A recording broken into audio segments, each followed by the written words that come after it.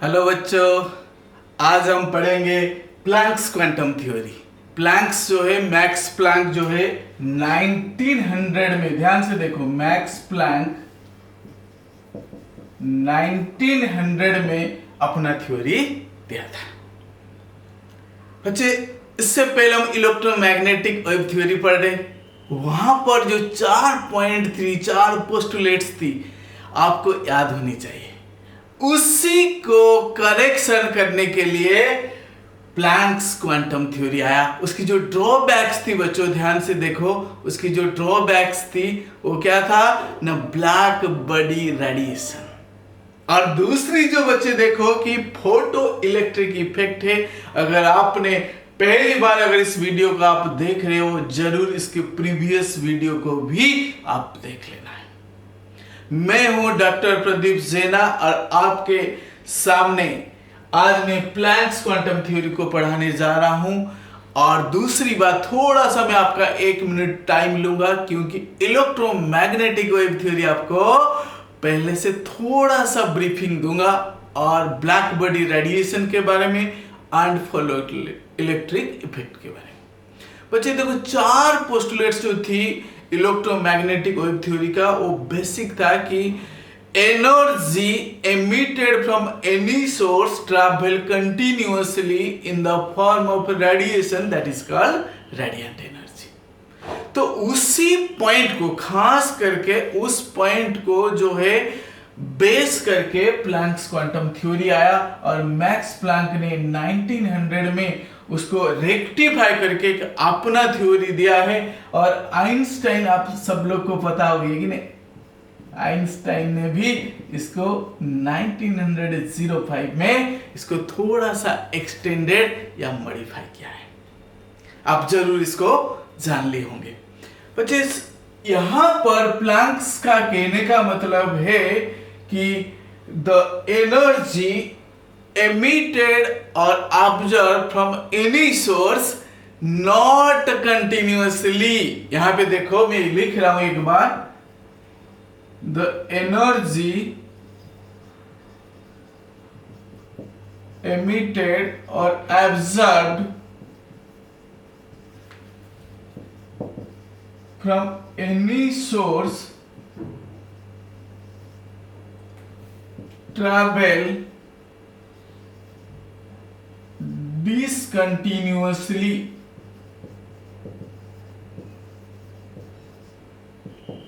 in the form of small discrete packet of energy। ध्यान से देखो, discrete,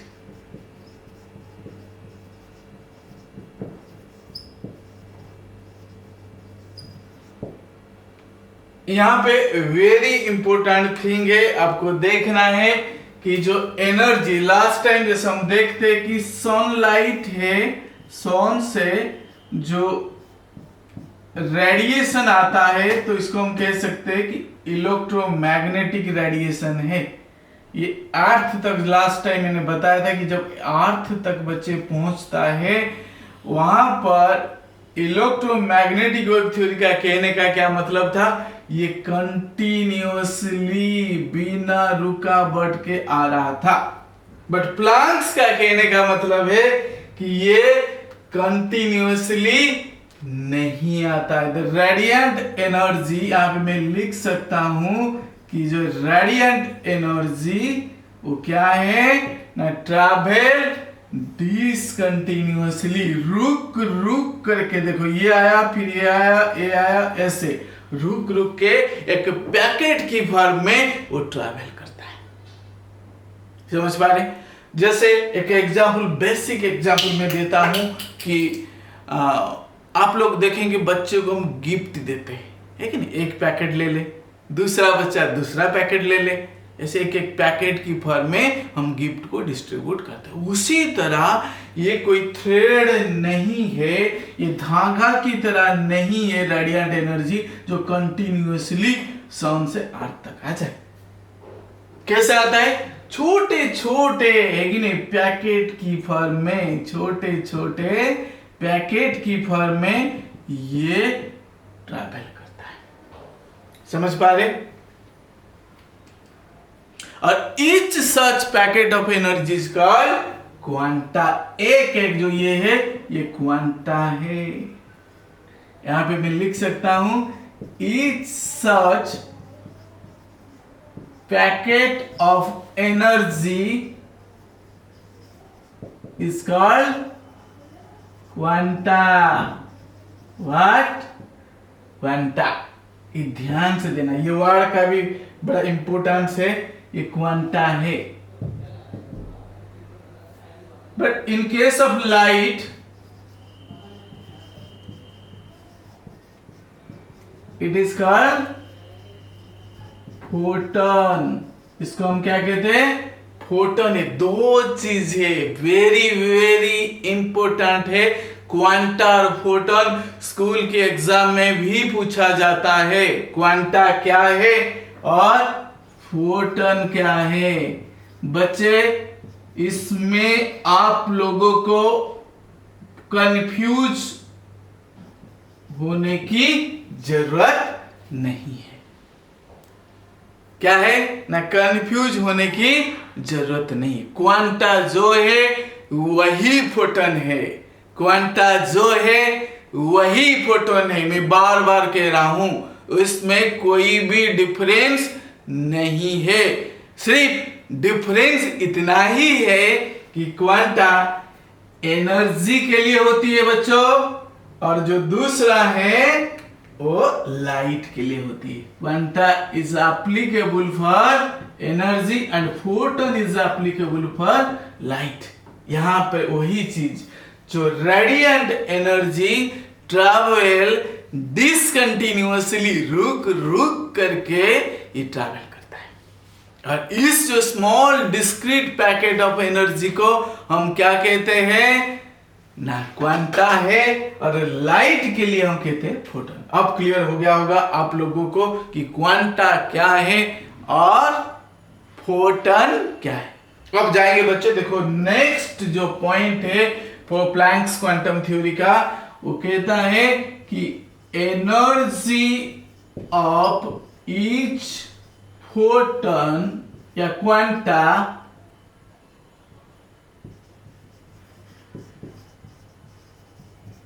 is directly proportional to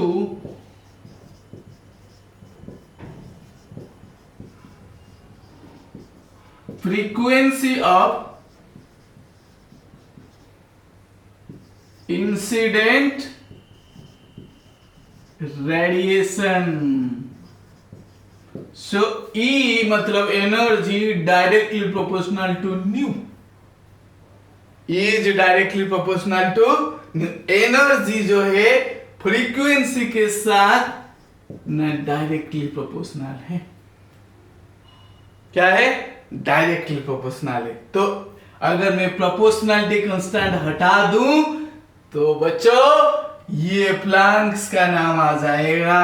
H मतलब Planck's constant, that is value कितना है 6.626 into 10 to the power -34 joule into second. ये भूलना नहीं है।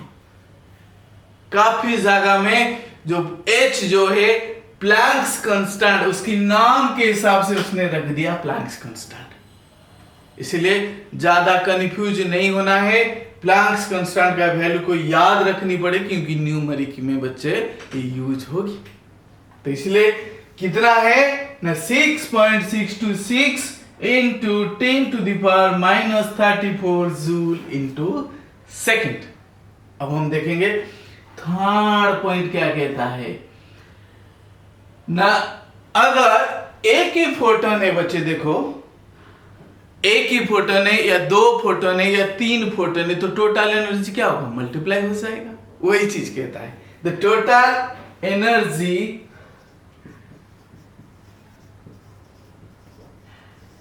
ऑब्जर्व और एमिट,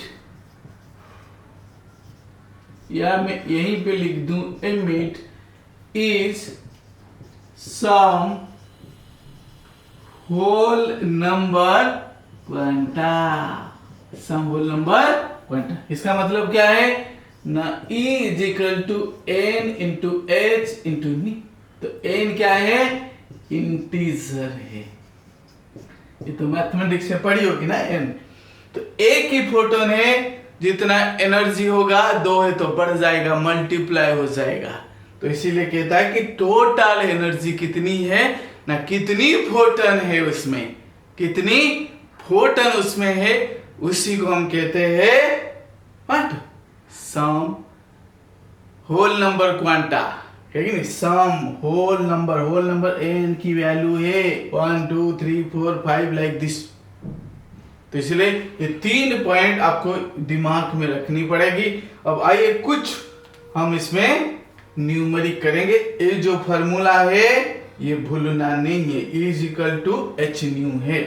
मैं अब इसको इरेज कर रहा हूं। आप सब्सक्राइब लाइक अपना भी काम कीजिए। इस समय आपका एक ही काम है, क्या करना है, पढ़ना है, और दूसरा जो है चैनल को सब्सक्राइब लाइक और शेयर भी करना है, ताकि ये आपकी क्या है ना दोस्त तक पहुंच जाए, जिसको जरूरत है वहां तक भी पहुंच जाए, ताकि आपका भी योगदान इसमें बढ़ती चली जाए। आइए जल्दी से मैनेज करता हूं इसको, कुछ न्यूमेरिक को देखेंगे। इसीलिए फॉर्मूला को भूलना नहीं है, फॉर्मूला को नहीं भूलना है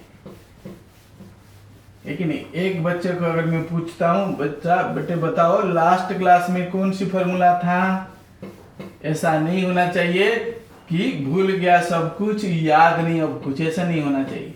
उल्टा होना चाहिए, भूला नहीं अब कुछ, याद है सब कुछ, ऐसा होना चाहिए। आइए एक जो फॉर्मूला है E is equal to h nu, इसको अगर मैं और खोल देता हूं, E is equal to h c by lambda. ये जो फॉर्मूला ये दिल में भी बैठ जाना चाहिए, दिमाग से तो है और दिल में भी बैठना चाहिए, ताकि भूलोगी नहीं। आइए हम कुछ क्वेश्चन को करेंगे। मेरे सामने एक क्वेश्चन है अभी, वो कहता है कि which has a higher energy of photon. Question number 1, which has a higher energy of photon with wavelength कितना दिया है ना, 7500 एंगस्ट्रॉम है, और दूसरा एक वेवलेंथ दिया है 5250 एंगस्ट्रॉम है। और इनमें से हमें निकालना है कि इसकी एनर्जी ज्यादा है किसकी कम है। अगर एमसीक्यू है तो बड़ा आसान है, अगर एमसीक्यू है तो कैलकुलेशन की भी जरूरत नहीं है। अगर एनर्जी निकालनी, अगर एमसीक्यू देता है बच्चे देखो, अगर नीट वगैरह में जेईई में आसान सा सवाल अगर पूछ लेता है, लैम्ब्डा ज्यादा है तो एनर्जी कम है, लैम्ब्डा कम है तो एनर्जी भी ज्यादा है, इनवर्सली प्रोपोर्शनल। तो यहाँ पे लैम्ब्डा ज्यादा है तो एनर्जी कम हो जाएगा, यहाँ पे लैम्ब्डा कम है तो एनर्जी। इससे तो मैं सीधा लिख लूंगा कि इसकी जो एनर्जी है लेस है और इसकी एनर्जी दूसरे वालों की मोर है। बट कैलकुलेशन की बात आता है बच्चों, हम क्या करेंगे ना, E is equal to h c by lambda. H का वैल्यू कितना है, into 10 to the power -34 into c होता है speed of light 3 into 10 to the power 8 metre पर सेकेंड। अब मैं यहाँ पे 3 इंटू 10 8 मीटर में, ध्यान से देखो बाद में, लेकिन वेवलेंथ जो एंगस्ट्रॉम इसको मीटर में कन्वर्ट करनी पड़ेगी। मैं इसीलिए बार बार इसमें स्ट्रेस दिया कि मीटर है, याद रखना है। और लैम्ब्डा में पहले वाले का लैम्ब्डा 1 मान लिया, इसको लैम्ब्डा 1, दिस इज लैम्ब्डा 2 मान लिया सेकेंड वाले को, तो 7500 इंटू 10 टू द पावर -10। आप इसको कैलकुलेट कर सकते हो या मुझे करना पड़ेगा 6.6 into 3 into 10 to the power -34 into 10 to the power 8 divided by, अगर ये वाले -10 को मैं ऊपर ले जाता हूँ 10 टू द पावर 10 हो जाएगा 7500। फिर इसको और मैं कर देता हूँ तो ये हो जाएगा 6.6 इंटू 3 इंटू 10⁻18, ये 34, माइनस कर दो फटाफट, 16 माइनस 16, ये जो 2 जीरो 10⁻2 ऊपर चला जाएगा तो 10⁻2 हो जाएगा, डिवाइडेड बाय 70। अब आप इसको इजीली कैलकुलेट कर सकते हो, बट ये जो आएगा ये जूल में आएगा एनर्जी। क्लियर?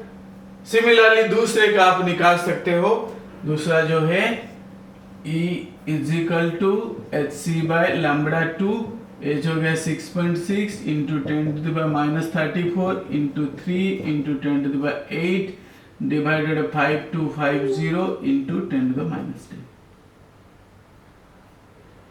मीटर है। ध्यान से देखो, ये भी मीटर आ गया, ये भी मीटर आ गया। अब इसको आपको सॉल्व कर देना है, अब क्रॉस चेक करना है कि किसकी एनर्जी ज्यादा है और किसकी कम। इतना तो आप कर ही सकते हो, क्योंकि कैलकुलेशन का पार्ट मैं आपको पर डाल देता हूं। आइए हम सेकेंड क्वेश्चन कर जाएंगे। सेकेंड क्वेश्चन में क्या कहता है, अगर कोई डाउट है तो आप जरूर कमेंट्स बॉक्स में लिखिए, ताकि मैं आपको के लिए वीडियो में आपकी जो डाउट से जरूर मैं इसको भेजूंगा। एक नेक्स्ट क्वेश्चन कर जाएंगे। फॉर्मूला नहीं भूलना है, फॉर्मूला इसलिए मैं इरेज नहीं कर रहा हूं, सी की वैल्यू भी याद रखनी है। सी स्पीड ऑफ लाइट है या वेलोसिटी ऑफ लाइट आप कह सकते हो, इसीलिए सी और एच ये सारे कांस्टेंट है, इनकी वैल्यू जो है ये तो आपको दिमाग में याद रखनी पड़ना। एक और एक क्वेश्चन करेंगे इस समय, सेकंड है, वो कहता है कि in ultraviolet region of, second question है, in UV region of atomic spectrum of hydrogen,